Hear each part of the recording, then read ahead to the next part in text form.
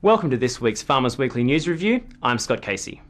Former Prime Minister Tony Blair has said he regrets introducing legislation to ban fox hunting, but says he purposely placed loopholes in the legislation to ensure hunting would continue. The admission comes from Mr. Blair in his memoirs, A Journey, released this week. He also says in the book he was unaware of the passion of the hunting community until the protests in London in 2002 saw hundreds of thousands of people turn out to support hunting. Prices for the most commonly used fertilisers have increased by £30 a tonne as major producers anticipate larger plantings next year. Retail prices for ammonium nitrate have increased from £220 a tonne in September to £250 a tonne for October, while urea, reported to be in short supply, has been priced at near £285 a tonne. Even though supplies are tight at the moment, experts predict production to expand faster than demand in the next few years, keeping prices down. Dairy farmers across Europe have been handed a lifeline by the EU Parliament's Agriculture Committee with an extra €300 million added to an assistance fund.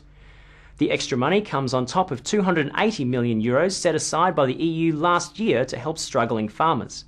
Scottish National Party MEP Alan Smith, a member of the committee, said the fund remained a useful tool for dairy farmers, but warned that changes to the industry were needed for a long-term fix.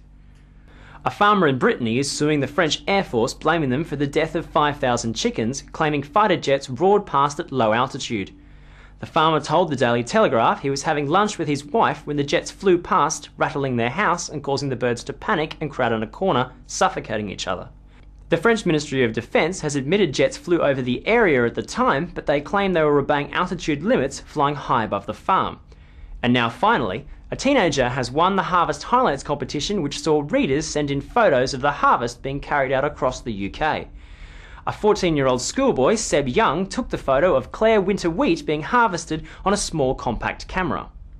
During the summer, Seb has been cycling up to 24 miles in a round trip from his home in Norfolk to take photos of farmers at work. That's all for this week, but for all your news, views, video, and to see more photos of the harvest, visit fwi.co.uk.